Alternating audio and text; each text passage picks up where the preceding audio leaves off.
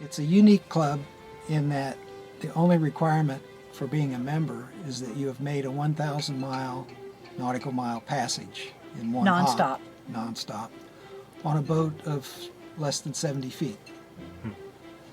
There are no other requirements for membership.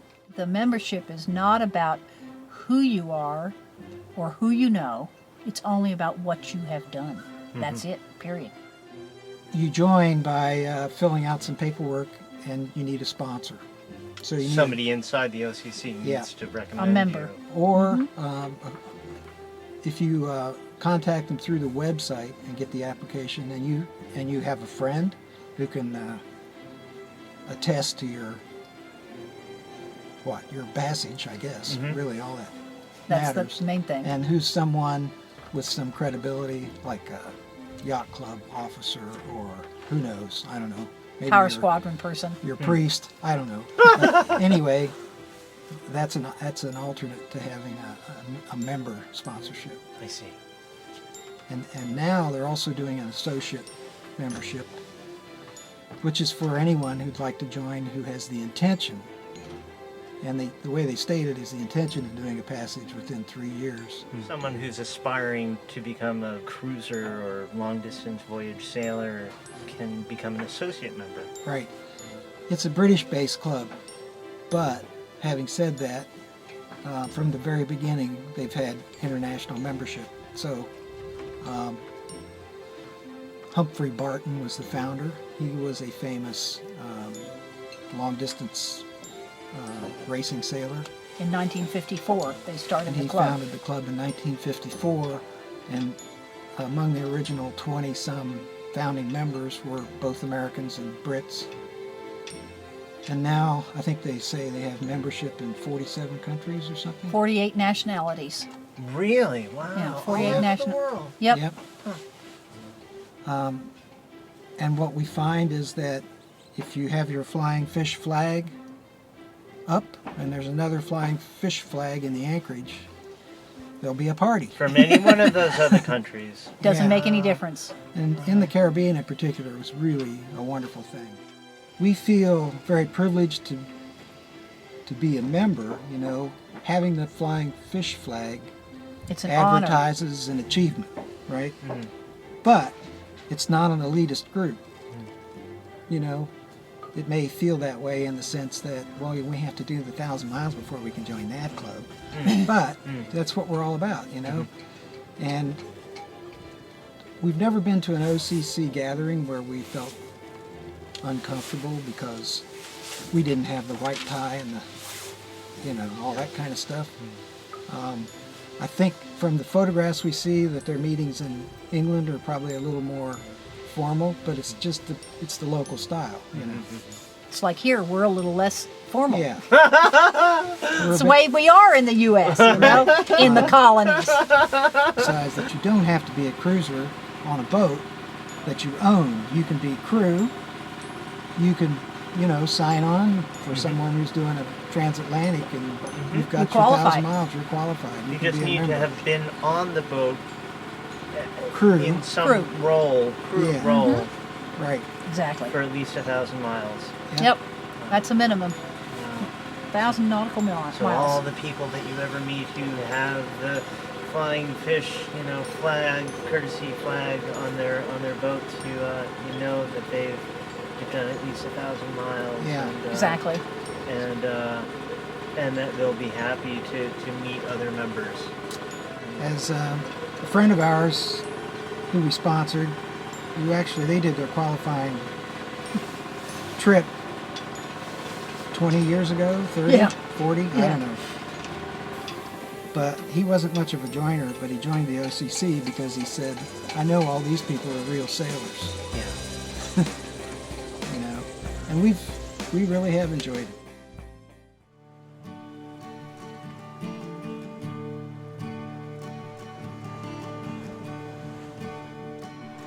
So we didn't see any other flags for a while. And when I'm trying to think where we actually saw somebody with a flag was, I think in St. Martin was That's the what first I time. particularly remember, Yeah. St. Martin. St. Martin, and those people they saw our flying fish flag and came over, and they were like, "Come over! We got to get everybody else in too. We got to everybody else that's OCC. We got to get them over so that you can meet them." And they had big, cocktail hour in their cockpit, and there was like the next boat, the next time. Make sure we came along, that we could join them, and to hear all the stories and their experiences of where they'd been. They'd all done stuff. Yeah. Not just, these aren't dreamers, these are people that have done. Yeah. And that was really cool. This camaraderie and learning the local knowledge of where you're going to be going. They've already been there. It's great.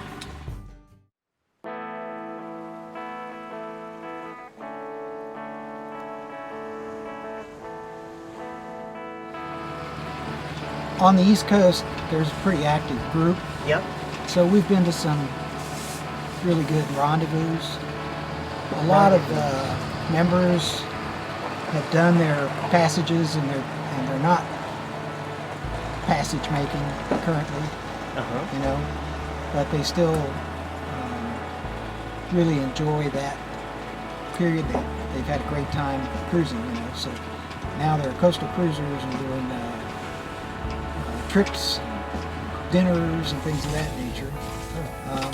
We have people, I won't name drop, but we have people that you read about every day in the cruising press as members. Lots of them. Lots of them.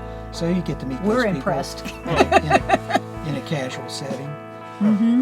So there are a lot of gatherings all over the world. All over the Right. world, exactly. Lots of gatherings. There you are have, port officers. And You have publications that you receive. This is a quarterly publication. Flying fish. Stories from members who are cruising. Hi. And information about piracy. It's a great resource for planning world cruising. Wow. This is a quarterly, so 4 times a year this publication is put out and mailed to members all over the world. Yeah. Huh. Wow. And then you have a newsletter that's put out. Again, very high quality, high quality, black, not just black and white, it's color. And with articles written by people from around the world. Wow. Wow. And then there's, when you first join OCC, you are given a book that tells you the history of the club. And so this, again, photographs in it, and a few of them are color, but talks about the first 50 years of the club. Wow. And so you get a background history. It's nice, you get to meet the people that have put these out. So this is just a little added bonus for being a member of OCC. There are port officers around the world, so that if you have a friend of ours who was in Turkey lost an engine on their boat, and through OCC was able to get another one. Through a port officer? They recommended a mechanic and recommended a place to put the boat while they were getting this work done, and a place that was much more reasonable than where they were.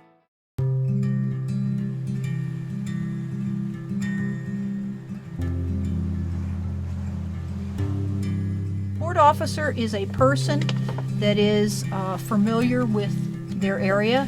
For example, here in Oriental, we're OCC port officers, and we have our name, our phone number, our address, and email address listed on the OCC website. So somebody that knows they're coming to Oriental, ideally, would call or contact us beforehand, and they would tell us what their boat was, the size, and how long they're going to be here, if there's anything special they need, and we, as people who know the area, can help them out with whatever they need. We'll try to help with whatever the problem is. Typically, people need groceries, they need provisions, and they need boat parts. And the reason we give the address is if they need to have packages sent, they send in care of us to our address, and then we can hand them to them. Wow. So that's a wonderful thing. If you're in a foreign country and you know you're going to need this part, where do you get it sent? you get it sent to the port officer in front, that you're going to. Wow, ahead of time. Ahead of time. Before So you what get there. exactly. So it's waiting there on you. You know how many times many cruisers end up with, needing this part, and so you end up staying in this one port where you'd rather keep going and meet the part, and that's what you can do. So that's an advantage, and people come, many times you'll want to, you coming into a place brand new, you don't know where to go for groceries, you don't know where to go for parts. Is there a place to get for parts? Okay, well, can I bring my boat in? Is there actually anchorage? Is there dockage? How much is it? Is there a boat yard? Can I get hauled out? These are all things that we give that information, and all they have to do is ask. Wow, what a concept. So instead of in addition to getting a cruising guide and reading about the place that you're thinking about going to, if you're an OCC, you can see if there's a port captain in that area and then call them and get the real deal, because the port captain's in that area. They're right there. I mean, with us, we have bicycles. So if somebody comes here and they want to learn the town, we give them bicycles to use, lenders. Wow.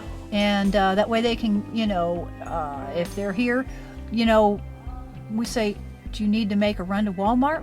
Let's go take the car and go up,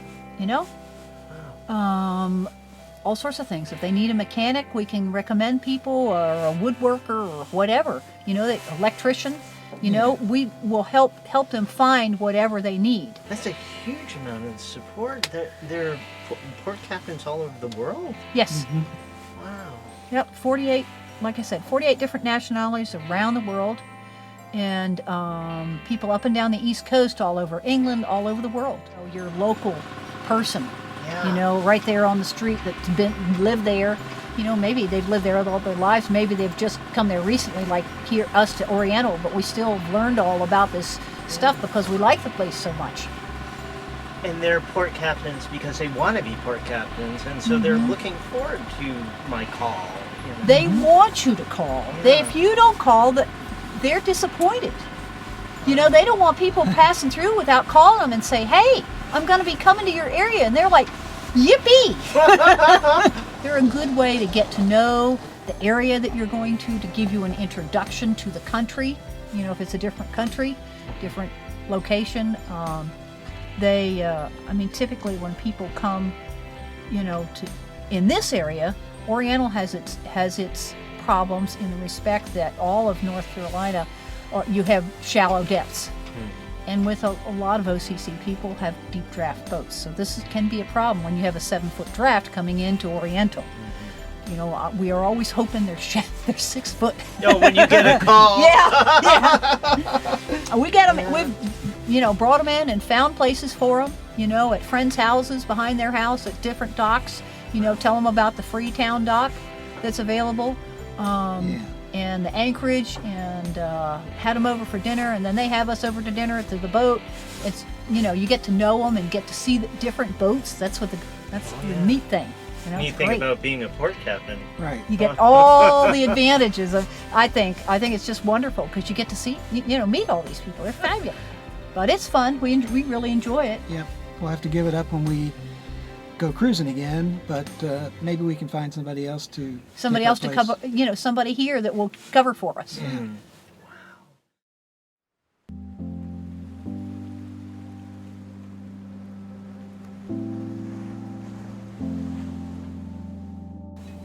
What's your favorite thing about the OCC, or your favorite memory of being with the OCC? We were in Bonaire for Christmas. Remember that? Yeah. And there's the English tradition of caroling. People carol in front of your house, and you have to give them a treat. Really?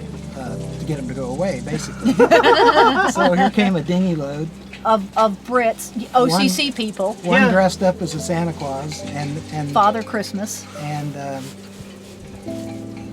please bring us a figgy pudding. That's what they were singing. Yeah. So we gave them a tot of rum, and they liked that. Aww. Yep, and they was went great. on to the next boat, the anchorage. And that was the first time we'd had Christmas like that out in an international crowd, and it was fabulous. I've never heard it, and it was all OCC. Wow. It was so fabulous. That sounds to share the traditions. Yep. Yeah. Wow. It was was lovely. When they came over to our boat and sang to us, and we're just having a good time, that was really special. And they did that because they saw that they knew that They you knew were... they saw our OCC flag, you know. And Well, they may have, you know, after a bit of rum, they may have serenaded every boat they entered. I don't know. But 2 other times I can think of in particular. We decided here, even during the winter time, they have non-boat related OCC events. And a couple years ago, we drove up to Mystic Seaport because they had a meeting, an OCC meeting there. And we attended that. That was really special. It was at the Mystic Seaport. There were 3 people from the museum that gave speeches when we had lunch there. They talked about the big, huge project of the whaling boat that's there that's being refurbished. The Charles W. The Charles W. Morgan. So we not only got the 3 different looks at the boat, one of them historically, and somebody talking about the reprovisioning and about the history of it, and then we got to go aboard the Charles W. Morgan inside and everything else with these people, and got to go all through anywhere we wanted. All through an OCCer that happens to be part of the organization. So that was really special. We learned lots. Fabulous. And then the other thing that I thought was that the very first cruise we did with OCC was exceptional. A couple of OCCers got together and in the beginning of June decided to do this little cruise in the Chesapeake Bay, and we joined them. You know, they put it out for anybody that's an OCCer to join. And so they went up the Rappahannock River, and there was a little yacht club there that allowed us to either come in or anchor off, and they organized buses to take you into Rappahannock to go to White Fences Winery, and we went to a museum on steamboats. And there was another place we went to besides that, and an art gallery. We went to the oldest Anglican church. Oh, yeah, the oldest Anglican church in the United States, which was built back in 1600s. We sailed over across the Rappahannock, and we took another bus ride, and this was another historical to Jamestown. And came back, and of course, you know, meals and all that stuff together. And you got to know these people, and there were, you know, everybody had their boats, and you anchored, or you could either anchor or you can go into the marina. Anyone who organizes these always makes sure that you can do both, because some people don't like to dock and some don't like to anchor. You just cover both bases. You're good to go. But that was really special. It was just really well done and just great to, you know, our first one, so we met lots of new OCCers. Right. So the Chesapeake Bay area group does an annual They've got cruise, and there's a group in New England that does an annual cruise, and groups in England and Scotland. You know, there's always something going on. all over the world. Yeah. We know about these because they're close by. Yeah, but so many countries. Right. You have lots available. Wow. So It's just amazing.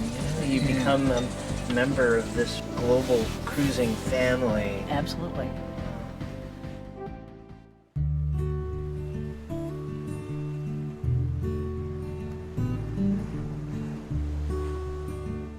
The other thing that the OCC is doing now, which I really applaud, they have a mentoring program. If you're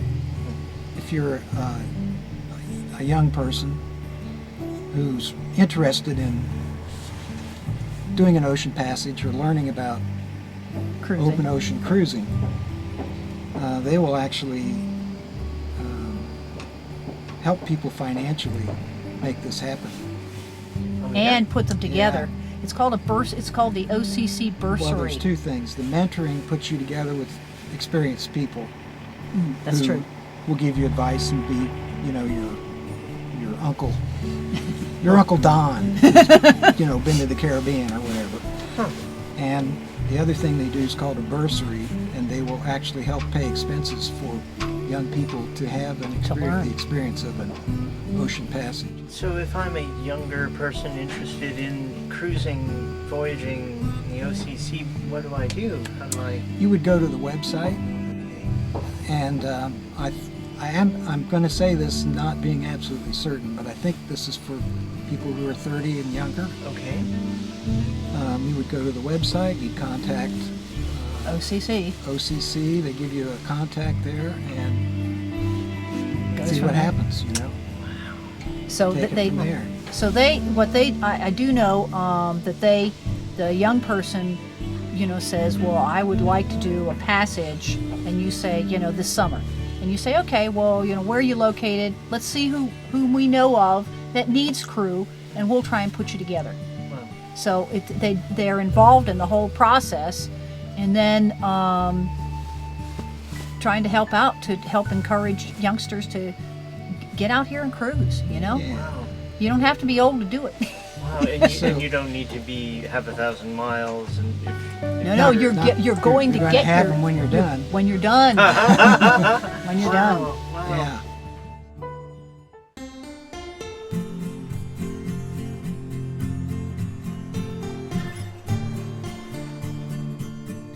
The fee is 50 The pounds. base fee is 50 pounds. That's a initiation fee or something, and then it's 55 pounds a year for membership. So at today's exchange rates, where you're looking at $100 from. I don't think it's that bad. I think it's like 70 something. Yeah, it really Depends on the exchange rate. But I do everything's know it's valued 50 in pounds. in the English 'cause it's- pound. So 50 pounds initiation fee and 55 a year dues.